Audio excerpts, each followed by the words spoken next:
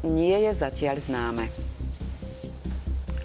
Kuriéri sú pred vianočnými sviatkami v plnom nasadení. Pracovnú dobu im sem tam spestria netradičné a kuriózne zásielky. Ľudia nakupujú rôzny tovar, väčší, menší, poprípade aj živý.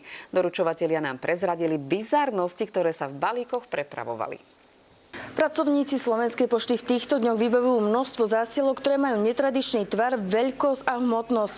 Viete si aj vy predstaviť, že by ste takto ozdobený stromček poslali poštou? Stromček to nie, to sa rozpadne. A hlavne s tou našou poštou by to asi nedorazilo úplne v použiteľnom stave. Poštou maximálne nejaké suché zákusky alebo textila. Posielali tiež fúrik s miešačkou, pneumatiky s diskami, záhradný nábytok a z takých neštandardných aj dažďovky, pijavice, šváby a podobne. A niekto nakupoval takto a predával hlodavce, kedy nám vyliezli z tej škatule, že sa prehrízli a potom sme museli deratizovať celé depo a samozrejme deratizácia takého nášho strediska je veľmi drahá a samozrejme snažíme sa domáhať tých nákladov. Neviem si to predstaviť, akože bolo by mi to divné, kebyže dojde zviera. Buď osobne normálne dať ale aby to bolo poštové, to také neviem. Pracovníci pošty sa nevyhli ani kurióznemu prípadu. Medzi balíkmi bol aj taký, ktorý zapáchal a keďže si adresát poň neprišiel, pošta sa mu musela venovať. Po otvorení našli pracovníci mŕtve tela vtákov, ktoré boli posielané zo zahraničia ako krmivo pre hada. Spracujeme na balíkových triediacich linkách 100 až 150 tisíc balíkových zásilok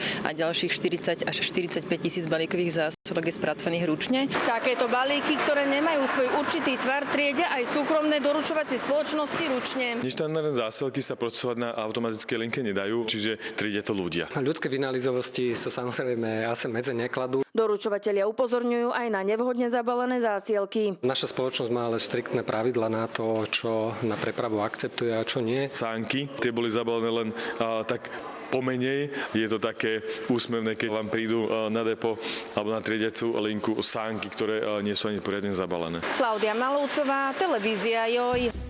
Viete, čo nemôžete posielať v balíkoch? Zoznam vecí, ktoré je zakázané posielať poštou, nájdete na našom spravodajskom webe noviny.sk.